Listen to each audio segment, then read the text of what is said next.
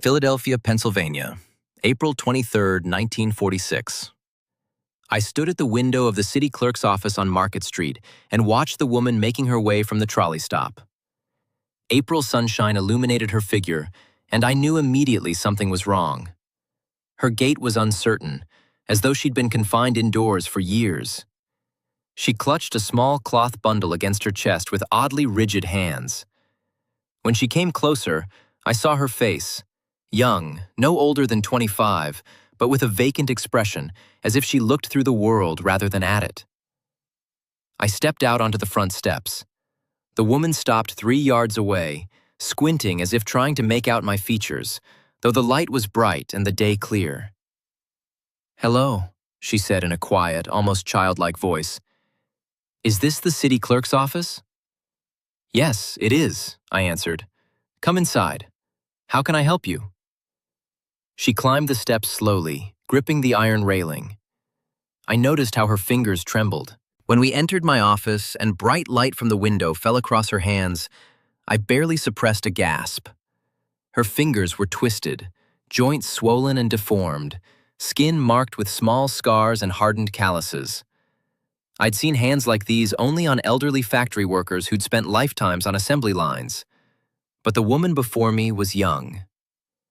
"My name is Constance Pruitt," she said. "I was born here in Philadelphia. 20 years ago, my Aunt Maureen took me to Baltimore. Now I've come back." I looked at her and tried to remember. Pruitt. Yes, people in the neighborhood had talked about this family. The father killed in a workplace accident in late 1926, the mother dead of pneumonia in early 1927. A small girl left behind. A relative from Baltimore had taken her. That's what the old-timers said. This happened in the spring of 1927, when I was just 10 years old. I'm 29 now, working as assistant city clerk for 4 years, but I remember this family's story from local gossip. Philadelphia neighborhoods are small worlds where everyone knows everything, remembers everything. Underscore, underscore, quote, underscore, 6, underscore, underscore, I gestured to a chair. Underscore, underscore, quote, underscore, 7, underscore, underscore. She nodded and carefully lowered herself into the seat. I noticed she kept squinting, as if the light hurt her eyes. Underscore, underscore, quote, underscore, 8, underscore, underscore. Constance rummaged in her bundle and handed me a worn document folder. I opened it. Constance Margaret Pruitt, born August 12, 1921, in Philadelphia, Pennsylvania. She should be 24 years old now. Listed address: Baltimore, Maryland, 1217 Calvert Street, apartment 4B. Also listed was Maureen Fletcher Pruitt, born 1876, a 70-year-old woman. Underscore, underscore, quote, underscore, 9, underscore, underscore, I asked. Constance was silent for a moment, then said quietly, she said this with strange pride, but there was no joy in her voice. I looked again at her twisted hands. She shook her head. Quote, underscore, 14. I felt a chill run down my spine. 20 years, from age 4 to 24, no schooling. Quote, underscore, 15. Constance lowered her head. She reached into her bundle again and pulled out a package wrapped in old newspaper. She unfolded it, and I forgot to breathe. Before me lay a piece of lace of extraordinary beauty. Delicate bobbin lace in cream-colored thread, worked in an intricate traditional pattern that seemed to tell a story in its loops and knots. The work was so fine, so perfect, it seemed alive. Every twist flawless, every picot precisely executed. I took the lace in my hands. It was heavy with the density of the work. 4 months. I imagined how many hours per day one would need to work to create something like this in 4 months. She thought about it as if the question were difficult. 16 hours a day? 20 years. I stared at her twisted fingers and understood. Here was the price of this lace. I said quietly. Constance nodded. $300 for 20 years of work. I clenched my fists beneath the desk. I stood and walked to the window. I needed to turn away so Constance wouldn't see my face. 20 years. A 4-year-old girl taken from her neighborhood under the pretext of care and upbringing. 20 years confined to an apartment, forced to make lace 16 hours a day. Given no education, never allowed to attend school. Crippled hands. Nearly blinded, I now understood why she squinted. 20 years of labor in near slavery, and at the end, $300 and permission to leave. I turned around. Constance, I'll help you with registration and papers. But I have a question. Do you want justice? She looked at me with incomprehension. What do you mean? Your aunt used you. She robbed you of your childhood, your education, your health. She sold your work as her own and gave you nothing. That's a crime. Constance was silent. Then she asked quietly, "But how can it be a crime? She's my aunt. She took care of me, fed me, gave me a place to live. She taught me a trade." At what cost? Look at your hands, Constance. You're 24 and your hands look like they belong to a woman of 70. You can barely see. You can't read properly. You've never been to school, never had friends, never had a choice. That's not care. That's exploitation. But she's family, Constance repeated. You can't turn against family. That's what Aunt Maureen always said. Family is everything. I sat back down and looked her straight in the eyes. Family doesn't do what she did to you. Listen to me carefully. In America, we have laws. The Fair Labor Standards Act of 1938 prohibits child labor and sets maximum working hours. The National Labor Relations Act protects workers' rights. What your aunt did violates both. She kept you in conditions of involuntary servitude. That's illegal under the 13th Amendment to the Constitution. Constance stared at me as if I were speaking a foreign language. I don't understand these things. I just make lace. That's exactly the problem. You don't understand because she never let you learn. Constance, I'm going to help you whether you want it or not. But it would be better if you helped yourself. Think about it. Do you want other girls to go through what you went through? For the first time, something shifted in her eyes. Something like understanding. No, she whispered. No, I don't want that. Then we need to stop your aunt. We need to make sure everyone knows what she did. Will you help me? Constance sat silently for a long time. I could see her struggling with years of conditioning, years of being told that questioning family was wrong, that obedience was virtue. Finally, she nodded slowly. What do I need to do? Over the next 3 days, I worked harder than I'd ever worked in my life. First, I took Constance to Philadelphia General Hospital. The doctors examined her hands, eyes, and overall condition. Their report was damning. Severe osteoarthritis in both hands, permanent vision damage from eye strain, malnutrition, vitamin D deficiency from lack of sunlight, and psychological trauma consistent with prolonged isolation. One doctor, an older man who'd served in the Army Medical Corps, pulled me aside. "Miss Walsh," he said quietly, "I've seen prisoners of war in better condition than this young woman. What happened to her?" 20 years of forced labor, I said, in her own aunt's apartment. His face went pale. Dear God, can you prosecute? I'm going to try.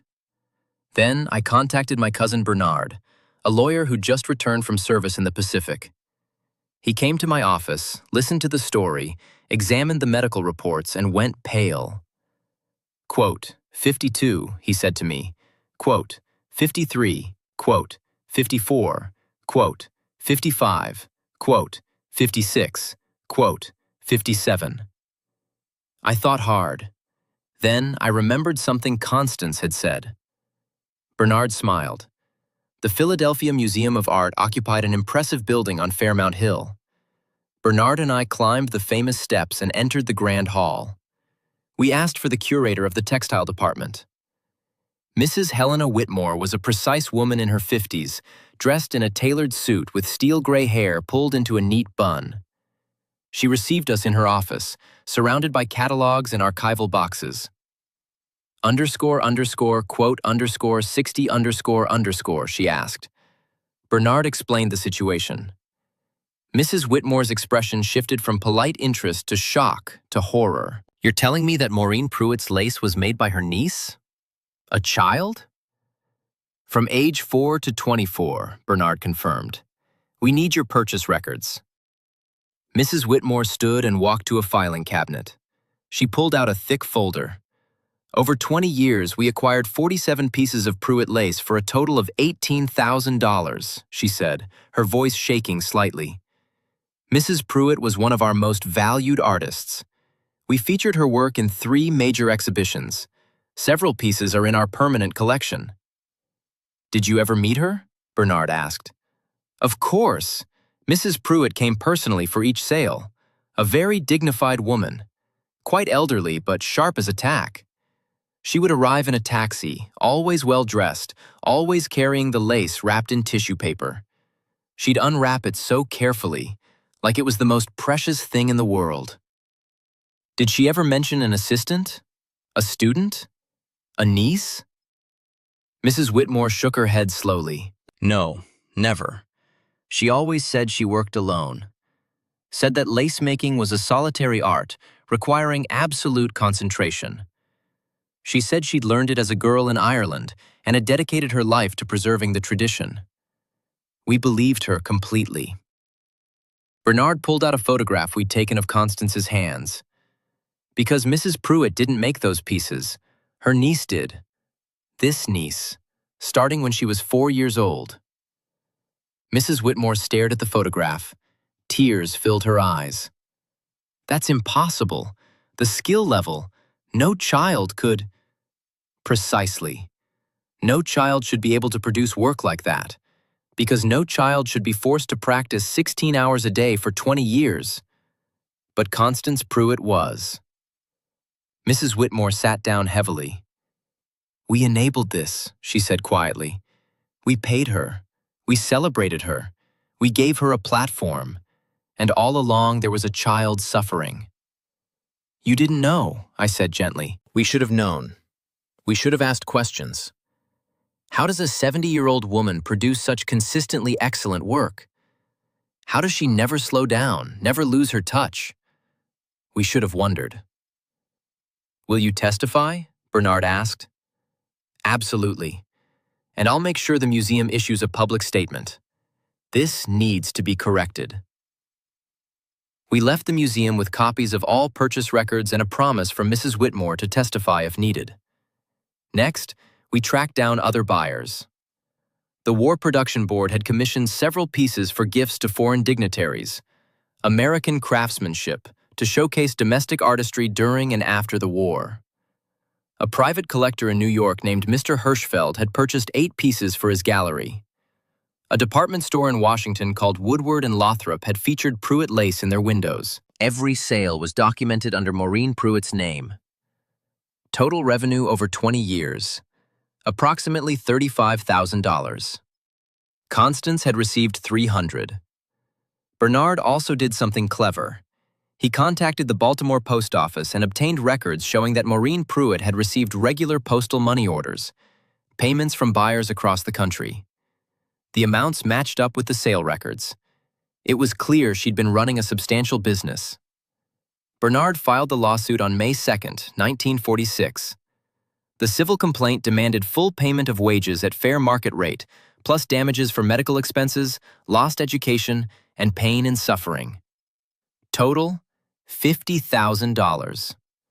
The criminal complaint charged Maureen Pruitt with multiple counts of violating the Fair Labor Standards Act, unlawful restraint, fraud, and exploitation of a minor. The case made newspapers immediately. Elderly woman accused of enslaving niece for 20 years, read the Philadelphia Inquirer headline. The story was sensational. A young woman emerging from decades of hidden captivity right here in modern America, just blocks from Independence Hall where the Liberty Bell proclaimed freedom. Reporters tried to interview Constance. I shielded her from most of them, but one persistent young journalist from the Inquirer managed to corner us outside my office. Miss Pruitt, "How do you feel about your aunt?" she asked. Constance looked confused by the question. "She's my aunt," she said simply. "She took care of me." "But she exploited you, made you work, stole your childhood." Constance frowned. "I don't understand. She taught me a skill. Isn't that what families do?" The journalist scribbled frantically. I pulled Constance away. "That's enough," I told the reporter. "She's been through enough." But the damage was done. The next day's headline. Bernard was furious, he said. Maureen Pruitt hired an expensive lawyer, a man named Thornton Hayes, who specialized in defending wealthy clients. He held a press conference at the Bellevue Stratford Hotel, Hayes declared. The newspapers ate it up. Public opinion was divided. Some saw Constance as a victim. Others saw her as an ungrateful opportunist. Bernard prepared methodically. He interviewed neighbors from the Baltimore building where Maureen and Constance had lived. Most remembered seeing an elderly woman come and go, but couldn't recall ever seeing a young girl. One neighbor, Mrs. Schultz, was particularly helpful. "I lived next door for 12 years, she testified in her deposition. I heard sounds through the wall, clicking, tapping, sometimes crying. When I asked Mrs. Pruitt about it, she said it was the pipes. But it wasn't pipes. I know what pipes sound like." "Did you ever see the niece?" Bernard asked. "Once. Maybe 6 years ago. I saw a young woman in the window, very pale, squinting. She looked right at me but didn't wave or smile, just stared. It was unsettling. When I mentioned it to Mrs. Pruitt, she got very cold, said I must have been mistaken, that she lived alone. After that, the curtains were always drawn." The trial began in September 1946. The courthouse was packed.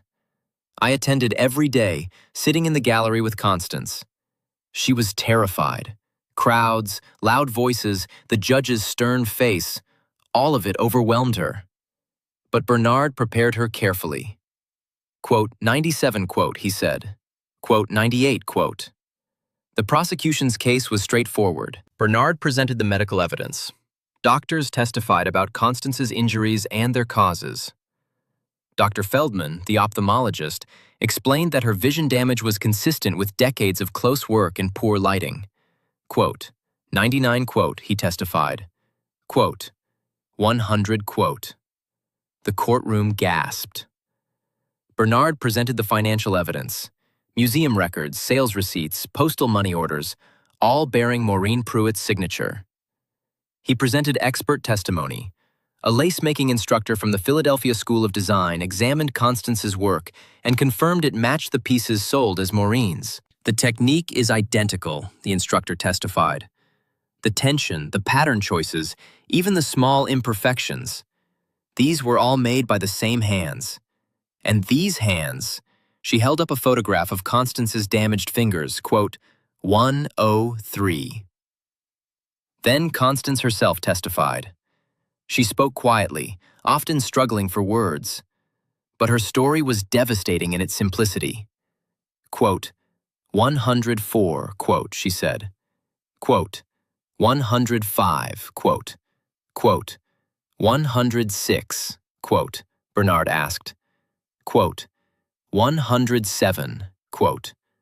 Quote, 108, quote. Quote, 109, quote. Quote, 110, quote. Quote, 111, quote. Quote, 112, quote. 113. Constance was quiet for a long moment. The courtroom was absolutely silent. Hayes cross-examined her aggressively. Constance looked at him with those damaged eyes. Hayes suggested smoothly, Bernard stood up, the judge said. But the seed was planted. Maureen Pruitt testified in her own defense. She was a small, white-haired woman with an imperious manner. She walked to the witness stand with a cane, moving slowly, playing up her age. She sat ramrod straight in the witness box and spoke with perfect confidence. Quote, 129, she said. Quote, 130. Quote, 131, Bernard asked.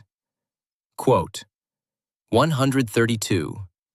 Quote, 133. Quote, 134. Quote, 135. Quote, 136. The way she said, quote, 137 made my skin crawl. Quote, 138. Quote, quote, 139.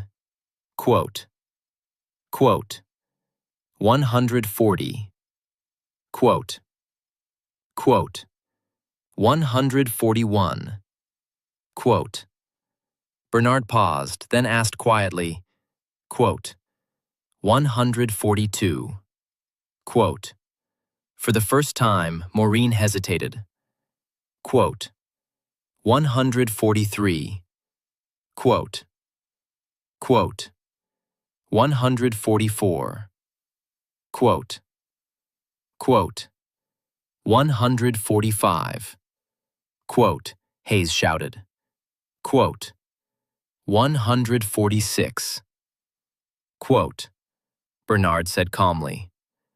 The jury deliberated for 6 hours. When they returned, the foreman stood and read the verdict. Underscore, underscore, quote, underscore, 147, underscore, underscore. Constance grabbed my hand. She was shaking. The civil verdict followed. Maureen Pruitt was ordered to pay Constance $42,000 in back wages and damages. The criminal sentence? 3 years in prison, suspended due to age and health, followed by 5 years probation. Additionally, she was ordered to publicly acknowledge Constance as the true creator of all lace sold under the Pruitt name. But the real punishment came from the art world. The Museum of Art issued a formal statement acknowledging the deception and reattributing all pieces to Constance. The New York collector demanded a refund. The War Production Board quietly removed Pruitt lace from their gift inventory. Every gallery and museum that had featured Maureen's work issued corrections. Maureen Pruitt's reputation, built over 20 years, collapsed in weeks. She returned to Baltimore in disgrace. Constance received the $42,000 in December 1946. She sat in my office, staring at the bank draft, unable to comprehend what it meant. Quote, she asked. Quote, I said. Quote, quote 41. Quote 52. She looked at me with those damaged eyes. Quote, over the next year, I did help her. First, we found her a small apartment in South Philadelphia, near where her parents' house had stood before it was demolished. Just 2 rooms on the second floor of a brick row house, but with big windows that let in light. Constance stood in that apartment the day she moved in and cried. It's mine? She kept asking. Really mine? No one can take it away? Really yours. I helped you sign the lease. Your name is on it. She walked from room to room, touching the walls, the furniture, the curtains. It was barely furnished. Just a bed, a table, 2 chairs, a small stove. But it was hers. Next, we enrolled her in adult education classes at South Philadelphia High School. Reading, writing, arithmetic, American history. She was painfully slow at first. Years of visual strain had left her with severe limitations. But she worked with the same dogged persistence she'd applied to lace making. Her teacher, Miss Rosenberg, was patient and kind. Quote, she told me, quote, within 6 months, Constance could read a newspaper. Within a year, she was reading books, simple ones at first, then more complex. She discovered the Free Library of Philadelphia and spent hours there, slowly working her way through the children's section, then young adult novels, then adult fiction. I never knew there were so many stories, she told me once. So many worlds. I thought my world was all there was. She also started seeing a psychiatrist, Dr. Ruth Morrison, who specialized in trauma. Once a week, Constance took the trolley to Dr. Morrison's office in Center City and talked about her years with Aunt Maureen. It was slow, painful work. Dr. Morrison later told me that Constance had been so thoroughly conditioned that she couldn't even recognize abuse when it was explained to her. She kept defending her aunt, Dr. Morrison said, saying things like, "But she fed me," or "She taught me a skill." She couldn't grasp that those things didn't cancel out the exploitation. It took months before she started to understand that what happened to her was wrong. "It wasn't normal," Constance told me one day. "We were having coffee at a diner near my office. What she did, it wasn't normal, was it?" "No, Constance, it wasn't. I thought all families were like that. I thought that's just how life was, that children were supposed to work for adults, that you earned your place by being useful." "Not even close." She stirred her coffee thoughtfully. "Dr. Morrison says I should be angry, but I'm not. I don't feel much of anything. Is that wrong?" "No, there's no right way to feel. You'll process this in your own time." And she did. Over months and years, Constance slowly came back to life. She took classes at the YWCA, cooking, typing, even a basic art class where she learned to paint with watercolors. She made friends, tentatively at first. Other women in her classes, women who were kind and didn't ask too many questions. She discovered movies and was enchanted by them. I took her to see, quote, 170 at the Boyd Theater, and she cried at the ending. Quote, 171, she whispered. Quote, 172. She tried ice cream for the first time. We went to Bassett's on Reading Terminal Market and declared it the best thing she'd ever tasted. But she wouldn't touch lace, wouldn't even look at it. When someone suggested she could make money from her skill, she physically recoiled. "I can't," she said. "Every time I think about it, I feel sick. My hands start shaking. I remember sitting at that window, watching the world go by, knowing I couldn't be part of it. I can't do that again." Dr. Morrison said that was normal, that the lace was tied to trauma, to years of forced labor and pain, that Constance needed to heal before she could even consider whether she wanted any relationship with her craft. In 1948, Constance got a job as a clerk at Wanamaker's department store. It was simple work: filing papers, taking messages, running errands, helping customers find items. But it was hers. She earned 75 cents an hour and was proud of every penny. Her supervisor, a kind woman named Mrs. Kowalski, took her under her wing. Quote, 175, quote, she said. Quote, 176, quote. Quote, 177, quote, Constance replied. Quote, 178, quote. Mrs. Kowalski treated her like a daughter, invited her to family dinners, taught her how to cook Polish dishes, introduced her to other employees. For the first time in her life, Constance had something resembling a social circle. In 1950, Maureen Pruitt died. She was 74. The obituary in the Baltimore Sun made no mention of lace or artistry, just the bare facts of her life and death. She was buried in a cemetery outside Baltimore. Constance didn't attend the funeral. "Should I feel something?" she asked me. "Do you?" "No, she's just gone.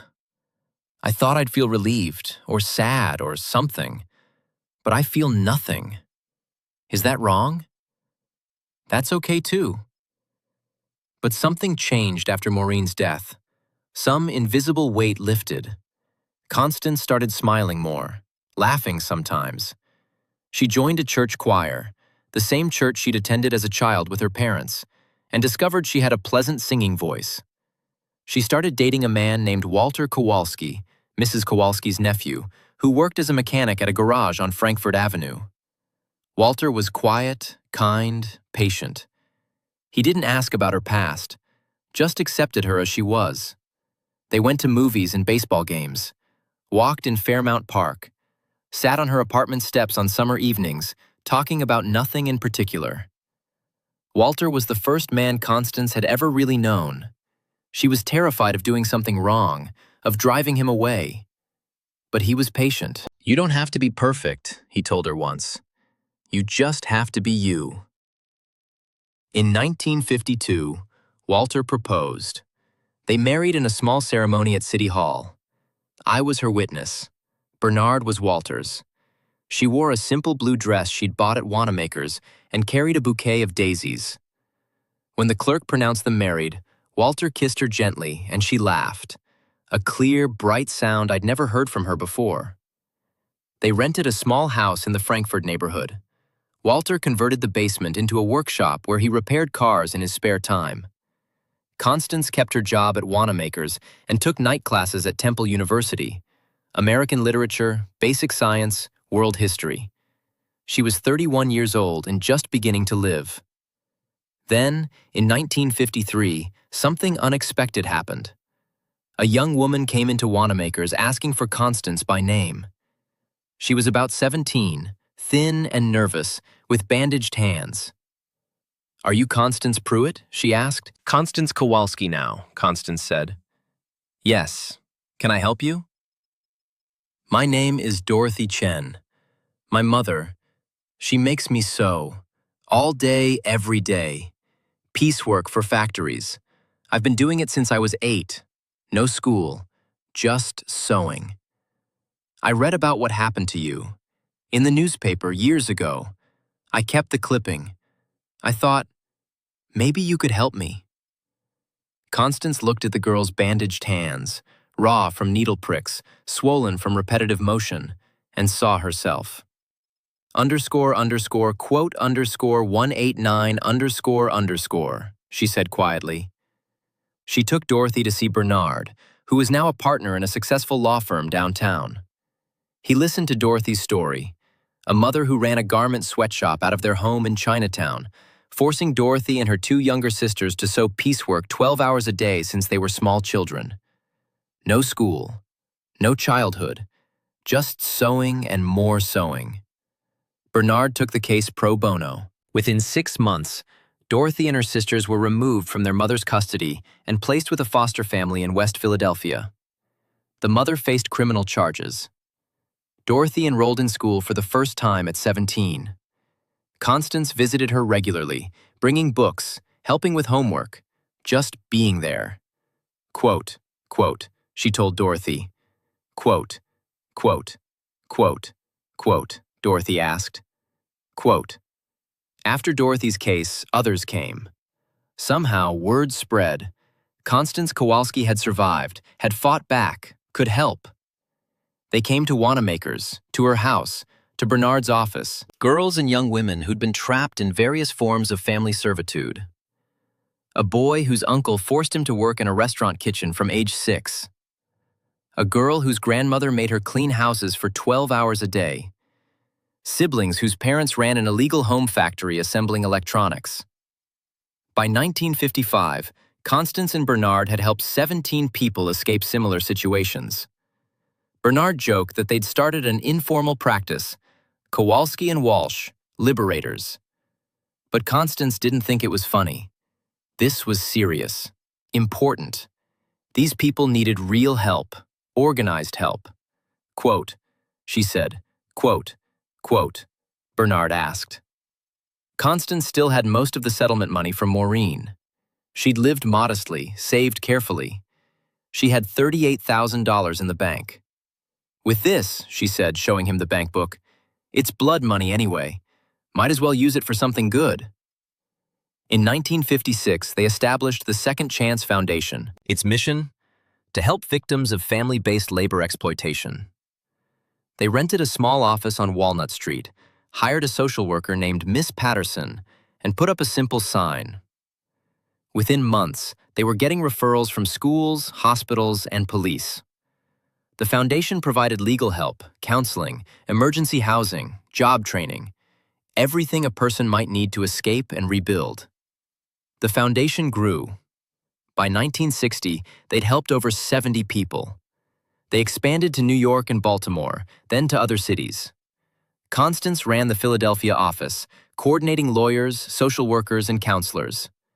She was 39 years old and had found her purpose. But then something else unexpected happened. A curator from the Smithsonian Institution in Washington came to see her. Quote, 200, quote, he said. Quote, 201, quote. Constance hadn't touched lace in 14 years, hadn't even looked at it. The very thought made her hands shake. Quote, 202, quote, she said. Quote, 203, quote. She thought about it for weeks. Talked to Dr. Morrison, who she still saw monthly. Talked to Walter. Talked to me. Quote, 204, quote, she admitted. Quote, 205, quote. Quote, 206, quote. I suggested gently, quote, 207, quote. In the end, she agreed to the exhibition. But she attended the opening with Walter, holding her hand tight. The Smithsonian displayed 5 pieces of her lace in a special case with a detailed placard explaining the story. Not just the beauty of the work, but the cost, the 20 years of forced labor, the damaged hands and eyes, the legal battle and recovery, the foundation she'd started to help others. Constance stood in front of that case for a long time, looking at work she'd created decades ago. A young couple stood nearby, reading the placard. The woman whispered. The man replied. Constance turned away. She was crying, but not from sadness. Quote, 212, quote, she told Walter. Quote, 213, quote. After the exhibition, something shifted in Constance. She started thinking about lace again, but differently. Not as something forced upon her, but as something she might choose. In 1962, she signed up for a lace-making class at the Philadelphia Settlement House. The instructor was a cheerful woman named Mrs. Bloom, who taught traditional techniques to hobbyists, mostly middle-aged women looking for a creative outlet. Constance sat in that class with housewives and retirees, learning basics she could have done blindfolded at age 6. But she enjoyed it. For the first time in her life, she was making lace because she wanted to, not because she had to. Her hands hurt terribly. The arthritis was severe. She could only work for 20 minutes at a time before the pain became unbearable. But those 20 minutes were hers. No one was timing her. No one was judging her. No one was taking her work and selling it as their own. After 6 months, Mrs. Bloom pulled her aside. Constance said. Constance thought about it. Then she talked to the Second Chance Foundation board. Quote, she proposed, quote, the board loved the idea. They approved a pilot program. Constance started with just 3 students, all women who'd been exploited in family businesses and were now trying to rebuild their lives.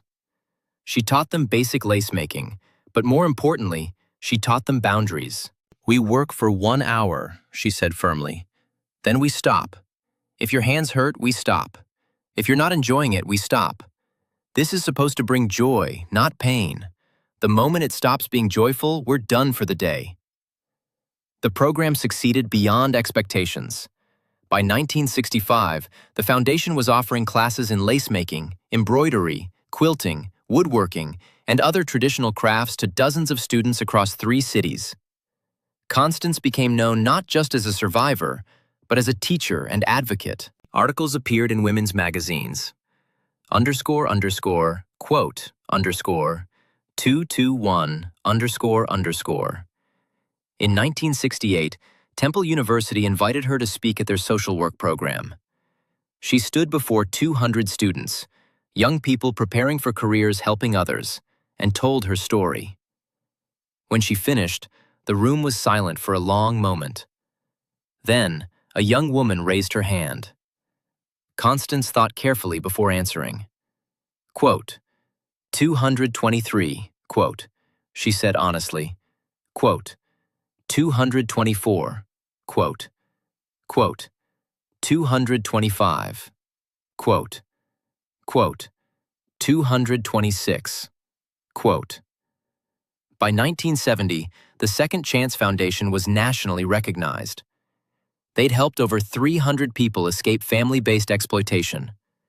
Constance was 49 years old, still working full-time running the foundation's arts program. Her health was declining. The arthritis was spreading to her shoulders and back. She'd had 2 surgeries on her hands, but doctors said the damage was irreversible. Her vision continued to deteriorate despite multiple procedures. By now, she wore thick glasses and could no longer drive. But she kept teaching, kept advocating, kept helping. Walter supported her completely. He'd retired from mechanics and now volunteered at the foundation, handling maintenance and helping with administrative work.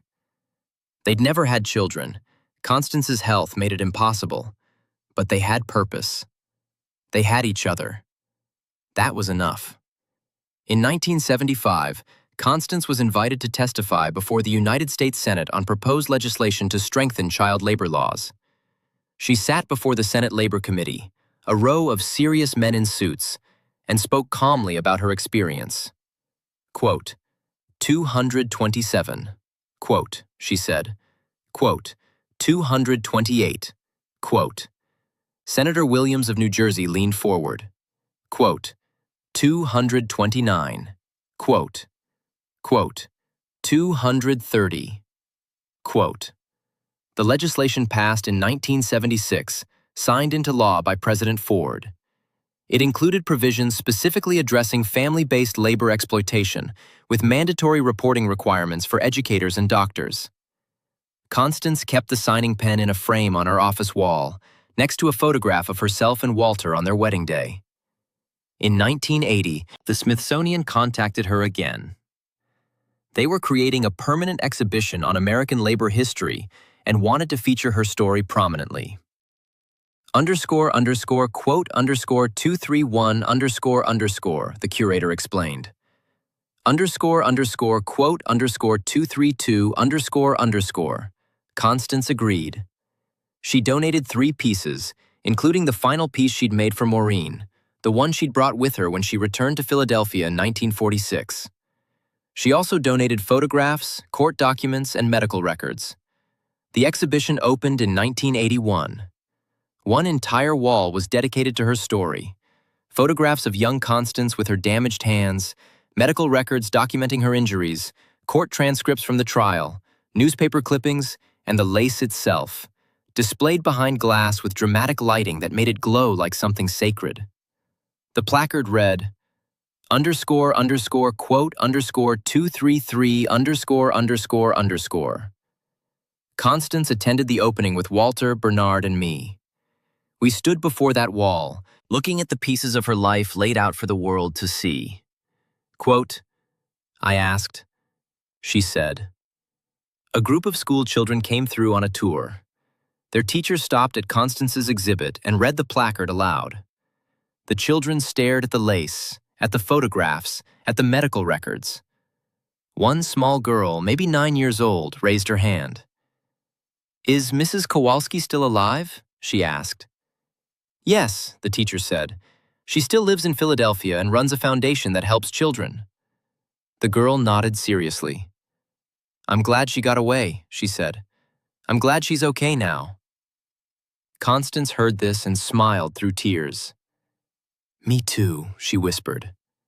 Me too. By 1985, Constance was 64 and officially retired from daily work. The Second Chance Foundation continued under new leadership, but she remained on the board as founder emeritus. Her hands barely functioned anymore. She could no longer make lace at all, could barely hold a pen or button her own shirts. Her vision was failing rapidly despite continued medical care. But her mind was sharp and her spirit unbroken. Walter died in 1987 of a heart attack. He was 72. Constance mourned him deeply. He'd been her anchor, her safe place, her proof that good men existed and that love could be gentle. But she didn't break. She'd survived worse. I visited her often in those years. We'd sit in her small house in Frankfurt, drinking tea that I had to prepare because her hands couldn't manage it, remembering. I was 68 now, long retired from the city clerk's office, but I remembered every detail of that April day in 1946 when Constance walked through my door, young, damaged, lost. Do you ever think about Maureen? I asked her once.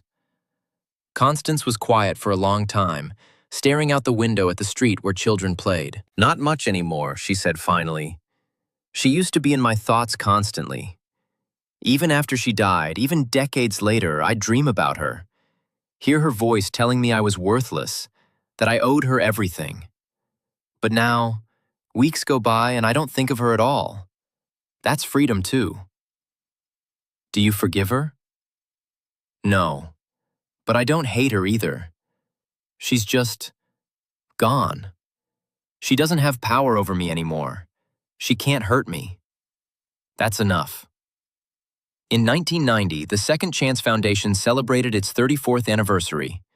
Over 800 people had been helped. The organization had expanded to 12 cities across the country. Annual fundraising exceeded $2 million. Laws had been changed. Awareness had been raised. All of it traced back to Constance and Bernard's initial vision, and Constance's courage in coming forward. The celebration was held at the Philadelphia Convention Center. Over 500 people attended: former clients, donors, staff, volunteers. Constance was wheeled onto the stage in a wheelchair. Her mobility was severely limited now, and the entire room stood and applauded for 5 minutes straight. When the applause finally died down, she spoke into the microphone in a voice that was still clear despite her age. 34 years ago, I thought my life was over before it really started. I'd lost 20 years to forced labor. I had ruined hands, damaged eyes, no education, no prospects. I thought I'd never amount to anything." She paused, looking out at the crowd, hundreds of faces, many of them people she'd personally helped. __quote _250 __. The room erupted in applause again. After the celebration, a young woman approached Constance. She was maybe 25, professionally dressed, confident. __quote _251 __. Constance took the young woman's hand. Her grip was weak, but her smile was genuine. "Your mother saved herself," she said. "She was brave enough to ask for help. That's the hardest part. I just opened a door. She walked through it." Constance lived until 1998. She was 77 years old when she died peacefully in her sleep in a nursing home in Northeast Philadelphia. Her obituary in the Philadelphia Inquirer ran half a page, detailing her life's work. The headline: __quote _254 __. Over 1,000 people attended her funeral at the church where she'd sung in the choir for decades. The Second Chance Foundation planted a tree in her memory outside their headquarters on Walnut Street, a dogwood that blooms pink every spring. The Smithsonian added a memorial addendum to her exhibition, noting the date of her death and final statistics. Over 900 people directly helped by the foundation, countless others inspired by her example. But her real legacy was in the people, the 800-plus individuals who'd escaped exploitation because of her work. The thousands of students who'd learned traditional crafts as healing rather than torture. The laws that had been strengthened because of her testimony. The awareness that had been raised because she'd been brave enough to tell her story. Maureen Fletcher Pruitt left behind nothing but shame and infamy. A few pieces of lace in museums with plaques explaining they were created through child exploitation. A court case studied in law schools as a landmark example of family-based servitude. An obituary that mentioned her only as a cautionary tale. That was her legacy, a warning to others. But Constance Pruitt Kowalski left behind hope and transformation. Proof that even the most broken person could heal, could thrive, could help others heal. Proof that suffering wasn't the end of the story, just a chapter. Proof that justice, though delayed, could still arrive. Proof that one person's courage could change hundreds of lives. I'm 91 now, writing this in 2008 from my apartment in South Philadelphia, a few blocks from where Constance's parents once lived, where she was born into a world that would take so much from her, and where she would eventually take so much back. I think about her often, more often now that I'm old and time seems both infinite and desperately short. I think about that scared young woman who walked into my office 62 years ago, barely able to see, hands destroyed by decades of forced labor, mind imprisoned by years of psychological conditioning. I remember how she squinted in the bright light, how she clutched that bundle with her twisted fingers, how she called slavery training because she knew no other words. And I think about the woman she became, strong when she needed to be, vulnerable when she could afford to be, purposeful in her mission but flexible in her methods, free in the deepest sense, free from the past's grip, free to choose her own path, free to help others find their freedom. I think about Walter, who loved her so gently, about Bernard, who fought for her so fiercely, about Dr. Morrison, who helped her understand her own story, about all the people who formed a web of support around one damaged young woman and helped her become whole. And I think about Maureen Pruitt, who took a 4-year-old orphan and saw not a child to nurture but a tool to exploit, who spent 20 years extracting value from a child's hands while giving back only subsistence and fear, who died alone and disgraced, having squandered every opportunity for redemption. 2 women, 2 choices, 2 legacies. That's the story I want people to remember.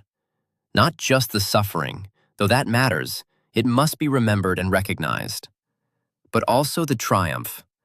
Not just what was done to Constance, but what she did in return. How she took her pain and transformed it into purpose. How she took her experience and used it as a lens to see others suffering. How she took the money wrung from her stolen childhood and used it to fund freedom for hundreds.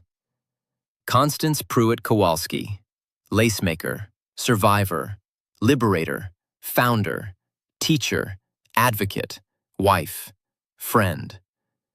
She spent 20 years in chains and 57 years free. The math works in her favor. And that's not just accounting. That's justice.